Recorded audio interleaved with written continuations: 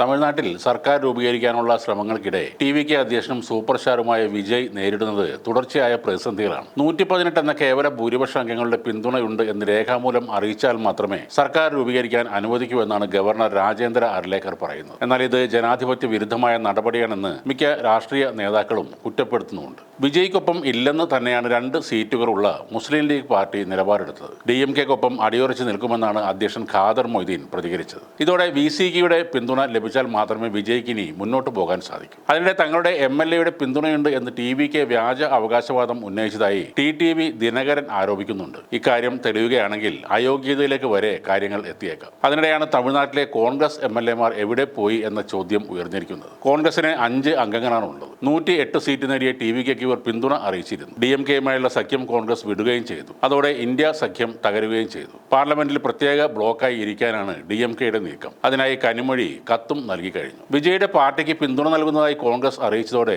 വിജയിനെ പിന്തുണയ്ക്കുന്ന MLA-മാരുടെ എണ്ണം 113 ആയിട്ടുണ്ട്. വിജയ് 2 മണ്ഡലങ്ങളിൽ നിന്ന് ജയിച്ചതിനാൽ യഥാർത്ഥത്തിൽ 112 അംഗങ്ങളുടെ പിന്തുണയാണ് ലഭിക്കുന്നത്. അതായത് ഇനിയും 6 അംഗങ്ങളുടെ പിന്തുണ അവർക്ക് ആവശ്യമാണ്. പിന്നീട് ഇടതു പാർട്ടികളുടെ പുറത്തു നിന്നുള്ള പിന്തുണ ലഭിച്ചതോടെ 116 പേരായിട്ടുണ്ട്. ഇനി 2 അംഗങ്ങളുടെ പിന്തുണ നേടാൻ ടി.വി.കെ ശ്രമിക്കുന്ന അവസരത്തിലാണ് കോൺഗ്രസ് അംഗങ്ങൾ അപ്രത്യക്ഷരായി എന്ന വാർത്തകൾ. കോൺഗ്രസ് MLA-മാരെ നേതൃത്വത്തിന്റെ നിർദ്ദേശപ്രകാരം ഒരു രഹസ്യ കേന്ദ്രത്തിലേക്ക് മാറ്റി എന്നാണ് ഒരു വാർത്ത. ഇത് മറ്റ് ബാഹ്യ സമ്മർദ്ദങ്ങൾ ഒഴിവാക്കാനാണെന്നും പറയുന്നു. എന്നാൽ ചില MLA-മാരെ ഉദ്ധരിച്ച് ദേശീയ മാധ്യമങ്ങൾ വാർത്ത നൽകിയത് ഇവർ ബംഗളൂരിൽ എത്തിയെന്നാണ്. കർണാടക ഉപമുഖ്യമന്ത്രി DK ശിവകുമാർ പ്രതികരിച്ചത് മറ്റൊന്നാണ്. തമിഴ്നാട്ടിലെ കോൺഗ്രസ് MLA-മാർ എവിടെ എന്ന് തനിക്ക് അറിയില്ല എന്നാണ് DK മാധ്യമങ്ങളോട് പറഞ്ഞത്. ചിലർ പറയുന്നു അവർ ബാംഗ്ലൂരിൽ എത്തിയെന്ന്, മറ്റു ചിലർ പറയുന്നു ഹൈദരാബാദിൽ എത്തിയെന്ന്. അവർ എവിടെ എന്ന് എനിക്ക് അറിയില്ല. ഈഗിൾട്ടൺ റിസോർട്ടിൽ അവരാരും വന്നിട്ടില്ല. റിസോർട്ട് അറ്റകുറ്റപ്പണികൾക്കായി അടച്ചിട്ടിരിക്കുകയാണെന്നും ശിവകുമാർ പറഞ്ഞു. പാർട്ടി ഹൈക്കമാൻഡിന്റെ നിർദ്ദേശപ്രകാരമാണ് താൻ പ്രവർത്തിക്കുന്നത്. ഇതുവരെ തനിക്ക് വിവരങ്ങളൊന്നും ലഭിച്ചിട്ടില്ല. തമിഴ്നാട്ടിൽ പ്രചാരണത്തിനും പ്രകടന പത്രിക പുറത്തിറക്കാനും പോയിരുന്നു. മറ്റ് കാര്യങ്ങളെക്കുറിച്ച് തനിക്ക് അറിയില്ല.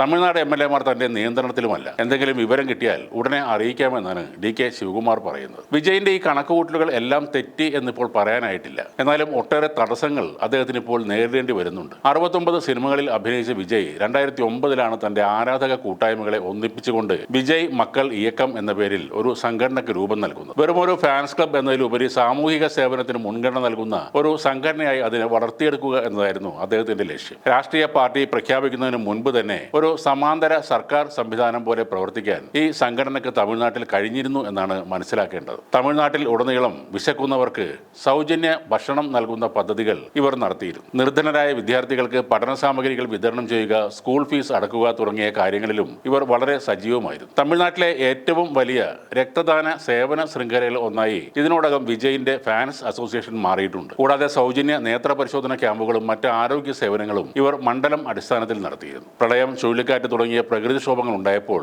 സർക്കാരിനൊപ്പം തന്നെ ജനങ്ങളിലേക്ക് ആശ്വാസം എത്തിക്കാൻ ഇവർ മുൻപന്തിയിൽ തന്നെ ഉണ്ടായിരുന്നു. 2021-ലെ തമിഴ്നാട് തദ്ദേശ സ്വയംഭരണ തെരഞ്ഞെടുപ്പിൽ വിജയ് മക്കൾ ഇയക്കം സ്ഥാനാർത്ഥികൾ സ്വതന്ത്രരായി മത്സരിക്കുകയും 100-ൽ-അധികം സീറ്റുകൾ നേടുകയും ചെയ്തു. തന്റെ രാഷ്ട്രീയ സ്വീകാര്യത പരിശോധിക്കാനുള്ള ഒരു പരീക്ഷണമായിരുന്നു അന്ന് വിജയ് നടത്തിയതെന്ന് വേണം കരുതേണ്ടത്. അങ്ങനെ കുറേ വർഷത്തെ കഠിന പ്രയത്നം കൊണ്ട് തന്നെയാണ് വിജയ് ഇന്ന് ഇവിടെ മുഖ്യമന്ത്രി പദത്തിന് തൊട്ടരികിൽ വന്നു നിൽക്കുന്നത്. അത് അദ്ദേഹം നേടിയെടുക്കും എന്ന് തന്നെ നമുക്ക് പ്രതീക്ഷിക്കാം.